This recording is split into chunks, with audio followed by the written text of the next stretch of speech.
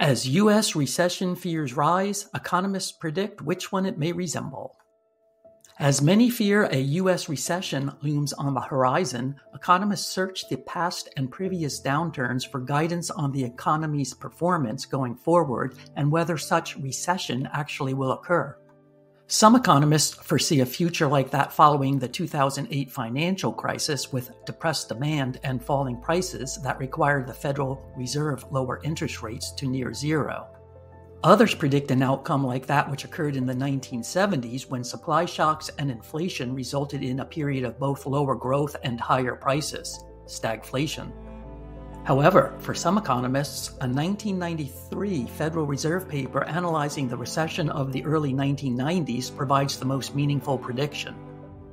The paper notes three primary factors contributing to the 1990s recession, which appear today in slightly different form: consumer pessimism, spiking oil prices resulting from the invasion of Kuwait by Iraq, and the Federal Reserve's attempt to curtail inflation by raising interest rates. Pessimistic consumers. Declining consumer sentiment contributed to declining product demand, which helped usher in the 1990s downturn. Today, consumer sentiment, measured by a long-standing index monitored by the University of Michigan, shows the economic mood of consumers the lowest since 2011. Rising energy prices.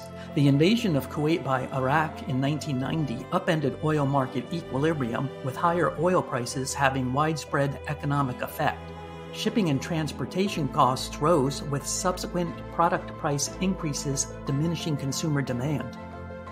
Consumers traveled less and reduced expenditures, also with a dampening economic effect. And oil-dependent manufacturing processes began to slump. These together helped hasten a recession. Today, Russia's Ukraine invasion similarly roils energy markets, though prices for some products have eased from their mid-March high. Federal Reserve policy. From 1988 to 1989, the Federal Reserve substantially increased interest rates, attempting to curtail inflation, which was reaching levels only seen in the 1970s. Increasing interest rates raised costs of both investment and consumption, which decreased as a result. This weakened the economy and, with factors above, helped set the stage for a recession. Today, as inflation reaches levels not seen since the early 1980s, the Federal Reserve signals a similar intent to aggressively raise interest rates. Some fear overly aggressive action may halt economic growth, which already shows signs of weakening. Despite these parallels, some economists note the 1990s economy generally was weaker than today's. Job openings still outpace available workers, and wage growth correspondingly is strong. Accordingly, Jerome Powell, the chair of the Federal Reserve, in a recent statement indicated he believes restrictive monetary policy and rising interest rates will not impair the economy's ability to flourish.